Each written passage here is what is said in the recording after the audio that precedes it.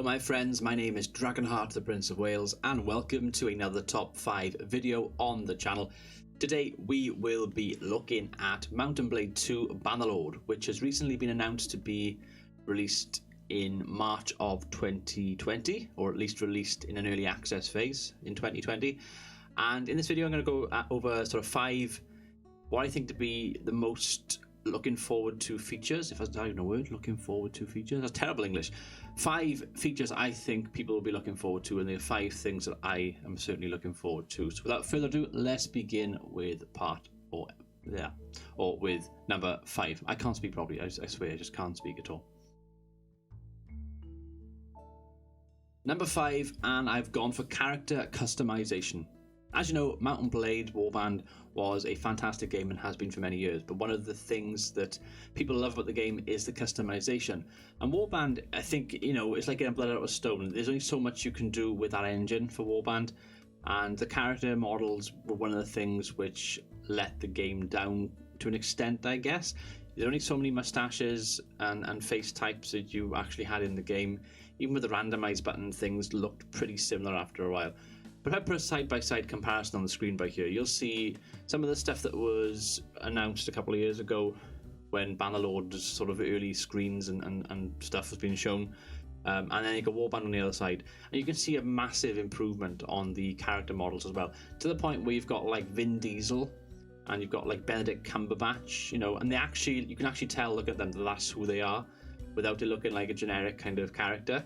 So the improved character customization and the amount of different options that you can see on there are absolutely tremendous, as my Java update just popped up on the screen there. Oh dear. And it just generally looks so much better than Warband. And obviously, you know, like I said, Warband's been out for the best part of a decade now. It's to be expected, but Bannerlord looks to be pushing in the right direction. I've got some fantastic ideas for characters that I want to do, you know, whether it be a big bearded bastard of a Viking just going around pillaging with a mighty axe, you know, and calling him like Ragnar. I'm sure everyone's going to go with the Ragnar at some stage, but you get the idea, don't you? You know, or if I want to be some kind of impoverished knight, or if I want to be like one which I want to do is the whole Einstein thing. So like we've seen the image of Einstein that they had. I want to create that character model and eventually do a playthrough as Einstein with absolutely appalling combat skills, but insane kind of intelligence and trade and stuff, and just completely, you know, go around just bopping people on the head with a club and just going for science. So even now, before the game's even released, with the character customization options that are shown, there's so much potential there. And that's why I've gone with this as number 5 on the list. Number 4, and I've gone with the improved UI. Now that's not to say that the UI on Warband wasn't bad, it was just that it was dated. It needed a facelift, most definitely, and the UI that I've seen on all the stuff from Gamescom looks absolutely immense. It looks really clean, easy to read, quite easy to understand, and it was something which was needed. I think it's certainly, like the text and stuff, the fonts they've used, certainly pays homage to the previous game in Warband, but for Bannerlord I think the improved UI was a definite. It was quite concerning playing Warband at times, and you've got like rebels and certain factions, and you couldn't tell who's who because they had the same colour faction and stuff, whereas in this it looks much cleaner, it looks better to read and understand, and it got more tabs, more options and stuff to go through. And I just think generally it was much needed. I haven't really got much else to say. It's just the UI looks much better. It needed to be much better. It's certainly improved from what we've seen, and that's why I've gone with number 4 for this one. Number 3, and I've gone with general polish, diplomacy, and gameplay tweaks. So it's a bit of a cop-out. I've kind of got a 3-in-1 thing going on with this option, but I'll explain why now. So general polish, what I mean by that is the fact that everything which I've seen so far looks pretty good. I've seen a few, you know, pop in and stuff when you go into a battle from the campaign map and from the sort of siege menu and stuff. A little bit of pop in with some of the characters and stuff, but other than that, most of it looks pretty good. Everything looks like it's been polished. The fact that they haven't released the game, you know, really quickly like big companies do, like EA and Ubisoft, where it's like a multi-year franchise. The fact they've been putting more and more time into this, the fact that they want to do the beta first to get people's opinions and to, you know, put more effort and time into things to get feedback, to improve, to further enhance the product is, it's really good, and it's quite refreshing to hear, especially in 2019 from a games developer. So the general polish is definitely a step in the right direction. Diplomacy and gameplay tweaks. So what I mean by that is they've got a more in-depth diplomacy system. They've got a more in-depth trading system.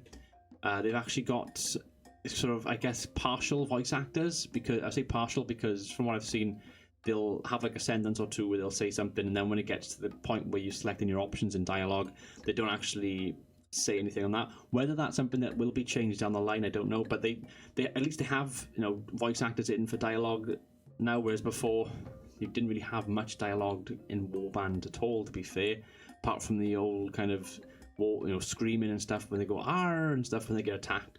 But diplomacy and trading and stuff looks on point.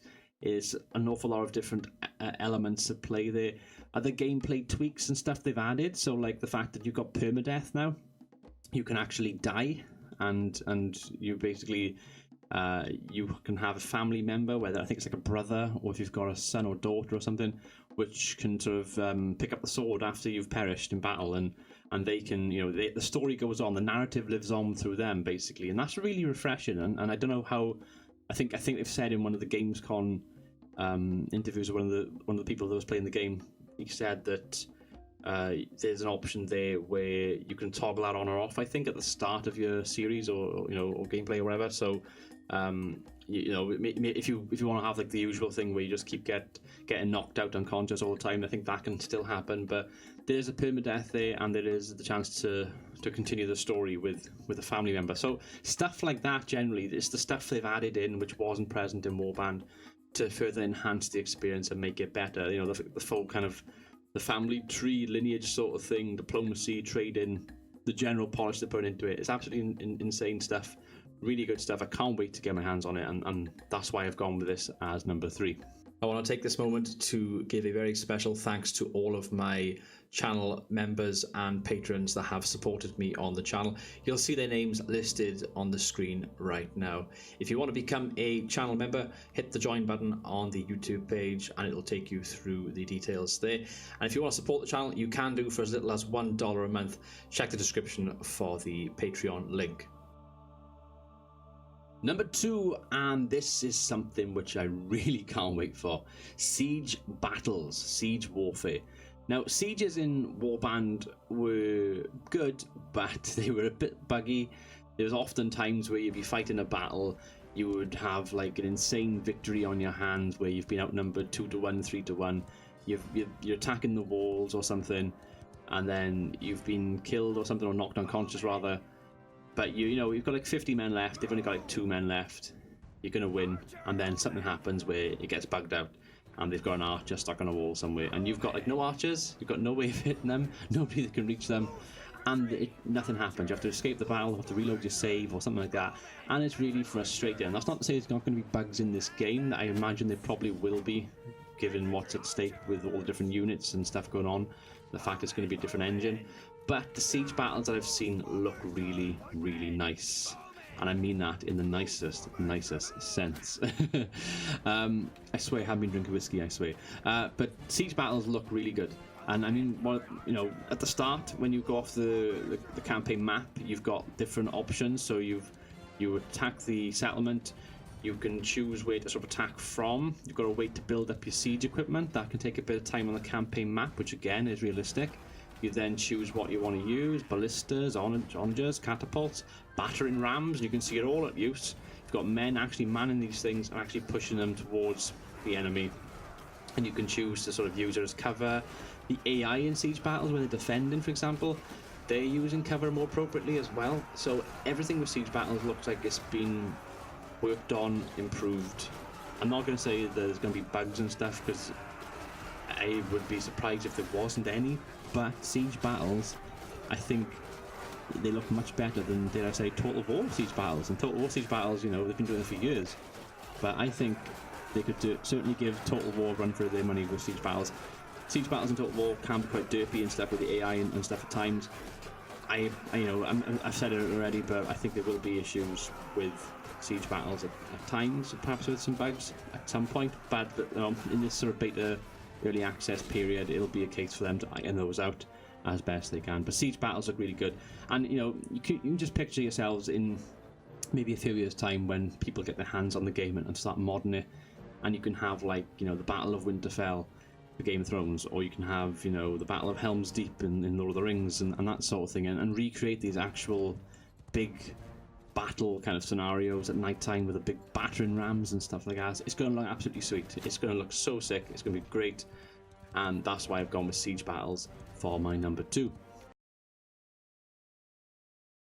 Number 1, and this is a slight cop-out, but I have gone for the actual release of the game. This game was announced a long time ago. I think it's like over 7 years ago now, and they must have been working on the game for nearly 10 years, I would have thought, or the best part of 10 years. And we've had some great times with Warband, haven't we? And the game, the DLCs that have come out in those games afterwards, like the Viking Conquest and Fire and Sword, and the Napoleonic Wars multiplayer DLC, which was a mod originally, and stuff like that.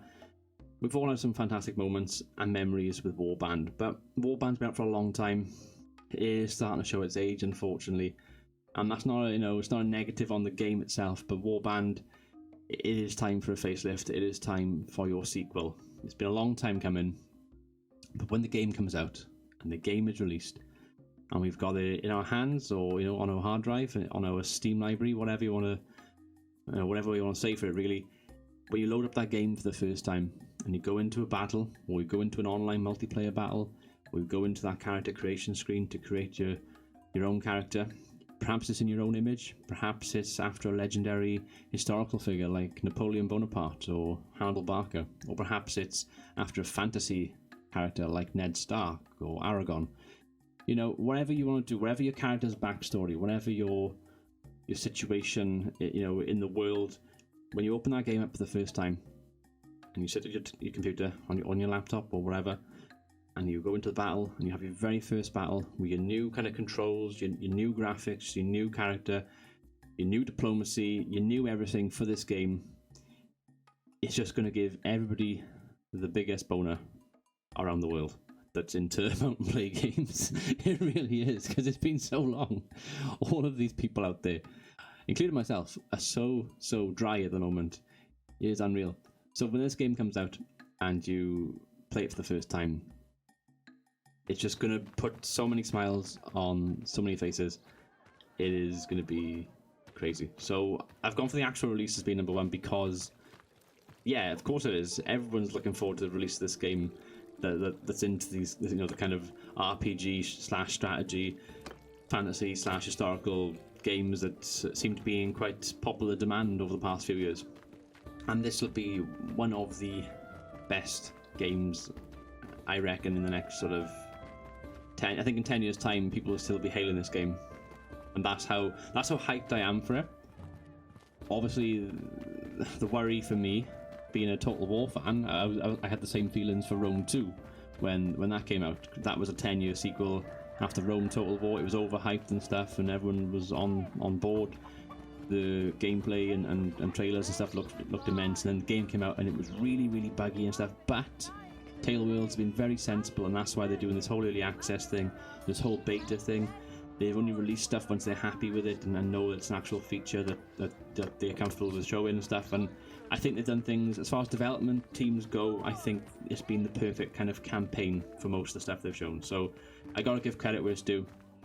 But yeah, that's my top 5, guys. I hope you agree with it. If you do, then that's awesome. By all means, drop a like on the video if you've enjoyed it. If you don't, then by all means, let me know in the comment section below what would be your top 5 or 5 most, sought after features, I guess, or 5 things looking forward to the most with Mountain Blade II Bannerlord. I've been Dragonheart. Until next time, goodbye.